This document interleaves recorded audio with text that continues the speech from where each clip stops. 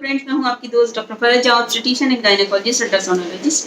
आज हम बात करने वाले हैं मल्टीपल प्रेगनेंसी के बारे में। जब यूट्रस में एक से ज़्यादा फीटस होते हैं, नॉर्मली ये देखा गया है ट्विंस ही होते हैं, 2 बच्चे होते हैं। 1% चांसेस है लगभग ट्विंस प्रेगनेंसी होने के। किस में ज़्यादा चांसेस होते हैं ट्विन प्रेगनेंसी के? एक तो जिन लोगों में फैमिली हिस्ट्री होती है, जिनकी मदर को हो, सिस्टर को हो, फैमिली में हिस्ट्री हो ट्विंस की। दूसरा, इनफर्टिलिटी ट्रीटेड पेशेंट में जो क्लोमिफेन साइट्रेट पे होती हैं, या फिर जिनको आईवीएफ कराया होता है, जिन लोगों ने, उनको यूट्रस में एक साथ 2 एम्ब्रियो छोड़ दिए जाते हैं, तो उनमें मल्टीपल प्रेगनेंसी के चांसेस रहते हैं। डेफिनेटली जब आपके यूट्रस में एक से ज़्यादा फीटस ग्रो होंगे तो आपको प्रॉब्लम होगी, बच्चों को भी प्रॉब्लम होगी। ये प्रॉब्लम एक तो हार्मोनल चेंजेस की वजह से, हार्मोनल सर्ज ज़्यादा होगा, आपको नोजिया, वोमिटिंग, इंडाइजेशन ज़्यादा होगा, आपकी स्टमक और बेली का ज़्यादा डिस्टेंशन होगा, मिसकैरेज के चांसेस भी आपके ज़्यादा रहेंगे। और कई बार बच्चे में कंजेनाइटल अनॉमली के भी चांसेस होते हैं। अब डिपेंडिंग ऑन द कि आपके जो है ट्विंस किस टाइप के हैं। ये ट्विंस जो है, अगर आपका एक ही जाइगोट है, एक ही एम्ब्रियो है, और जब इसका डिवीजन जो है एक लेवल पे होता है, तो इसे मोनोजाइगोटिक ट्विंस कहते हैं। ये दोनों क्योंकि एक ही जाइगोट से होते हैं, एक ही एम्ब्रियो से होते हैं, ये तो एक जैसे ट्विंस होते हैं। अगर ये 2 एम्ब्रियो के 2 स्पर्म से फर्टिलाइज, 2 एग्स से फर्टिलाइज 2 जाइगोट होते हैं, तो इसे डाइजाइगोटिक ट्विंस कहते हैं।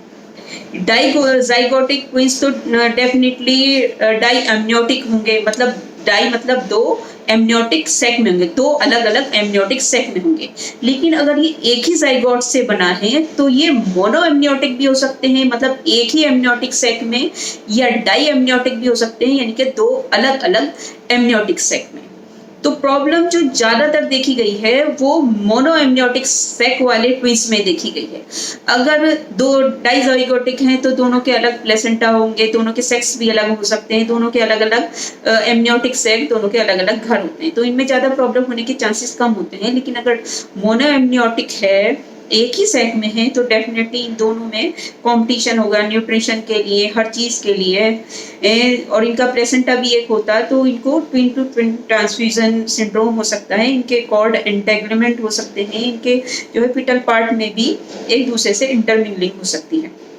तो इसके लिए आपको आजकल सबसे अच्छा तरीका है कि आप अल्ट्रासाउंड कराएं, सीरियल अल्ट्रासाउंड। एक तो आप 8 वीक्स पे कराइए, जिसमें आपके प्लेसेंटा पता चल जाएंगे, 2 प्लेसेंटा है, तो डाइकोरिनियट ट्विंस हैं आपके, और 2 सेक है, डाइएमनियोटिक सेक है, ये पता चल जाते हैं। बाकी कॉन्जेनाइटल अनॉमली रूल आउट करने के लिए आप लगभग 18 वीक्स पे इनका अल्ट्रासाउंड करा लीजिए, क्योंकि इन बच्चों को pre term delivery, premature delivery के काफ़ी चांसेस होते हैं।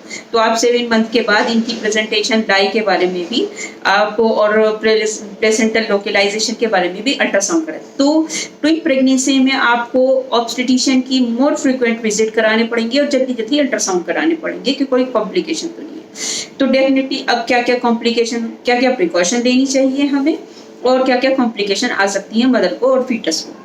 तो क्या प्रिकॉशन, डेफिनेटली आपको अच्छा न्यूट्रिशन लेना है, आपको गुड प्रोटीन डाइट लेनी है, जिसके लिए हमारा अलग से आपका गुड डाइट के ऊपर जो वीडियो है आप वो देखिए। साथ में आपको ऑब्स्टेट्रिशियन की विजिट करनी है, आपका जो है हीमोग्लोबिन लेवल मेंटेन करके रखना है, आपके सारे जो है ब्लड प्रोफाइल्स ठीक होने चाहिए, आपका ब्लड प्रेशर, आपका ब्लड शुगर सब कुछ नॉर्मल होना चाहिए, क्योंकि ट्विन प्रेगनेंसी में आपको प्रेगनेंसी इंड्यूस्ड हाइपरटेंशन के भी बहुत चांसेस रहते हैं, और प्रेगनेंसी इंड्यूस्ड डायबिटीज के भी ज़्यादा चांसेस रहते हैं। तो फ्रिक्वेंट जो है आपको GTT ग्लूकोज टॉलरेंस टेस्ट कराना है, आपको लगभग 4 to 6 मंथ के बीच में कि आपको डायबिटीज तो डेवलप नहीं हो रही है, आपका ब्लड प्रेशर को लगातार विजिट कराना हर 15 दिन पर, कि आपको PIS तो नहीं हो रहा, प्रेगनेंसी इंड्यूस्ड हाइपरटेंशन तो नहीं हो रही है।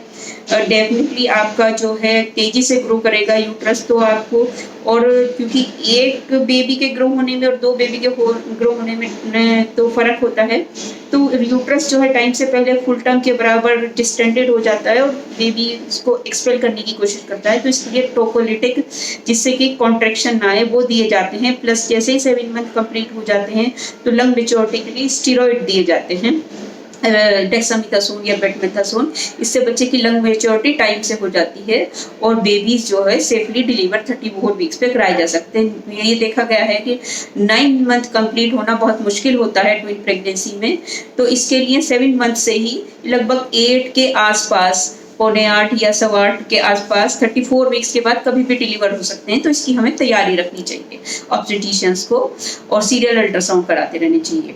ब्लड प्रेशर की मॉनिटरिंग, हीमोग्लोबिन की मॉनिटरिंग, न्यूट्रिशन का आपका पूरा अच्छे से आपका न्यूट्रिशनल डाइट चार्ट आपका होना चाहिए। उसी तरह से आप good protein diet, egg white, protein, दालें, मटन, चिकन, नॉनवेज ले सकती हैं, दही वगैरह, ये जो हमने प्रीवियस वीडियोस में कवर किया है।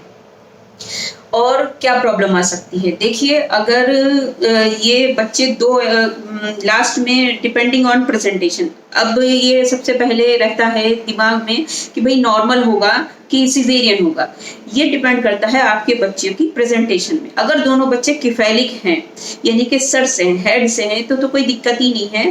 पहला बच्चा किफेलिक डिलीवर हो जाता है, दूसरा भी नॉर्मल वेजाइनली डिलीवर हो सकता है। लेकिन अगर पहला बच्चा ब्रीच है तो दोनों की हेड की इंटरमिंगलिंग हो सकती है। ब्रीच बच्चे के साथ इसका हेड और दूसरे का हेड जो है एक दूसरे से फंस सकती है। तो ब्रीच, अगर फर्स्ट ब्रीच है तो कभी उसको नॉर्मल के लिए नहीं जाना चाहिए, इलेक्टिव LSCS करा लेने चाहिए। मोनो एमनियोटिक यानी कि एक ही सेक में अगर दोनों बच्चे हैं तो इसको भी नॉर्मल नहीं कराना चाहिए, इसको भी सिजेरियन से करा लेना चाहिए। लेकिन अगर डायअमनियोटिक ट्विंस हैं और पहला किफेलिक है और दूसरा ब्रीच है तो ये तो नॉर्मल कराया जा सकता है depending on your gynaecologist expertise. पहला किफेलिक हो जाता है और दूसरा ब्रीच में डिलीवर कराया जा सकता है, या ट्रांसफर भी होता है तो उसे भी मैनिपुलेट करके ब्रीच या किफेलिक डिलीवर कराया जा सकता है। लेकिन ये इसमें आपको अपने गायनेकोलॉजिस्ट की पूरी बात माने, उसके डिसीजन पे ही आपको डिपेंड रहना है। जैसे वो एडवाइस करे वैसे ही आपका नॉर्मल या सिजेरियन डिसाइड कर लेना चाहिए। अब क्योंकि बच्चों को टाइम से पहले, और क्योंकि 2 बच्चे एक ही यूट्रस में ग्रो हो रहे हैं तो बच्चे को लो बर्थ वेट हो सकता है, बच्चे प्री मैच्योर प्रीटर्म हो सकते हैं। तो इन सब के लिए आपको पीडियाट्रिशियन और की सलाह लेनी चाहिए। और मेरे हिसाब से काफ़ी बताया मैंने ट्विंस के बारे में। मिलते हैं नेक्स्ट वीडियो में। बाकी आप कमेंट बॉक्स में पूछ सकते हैं, कुछ पूछना चाहें तो। बाय।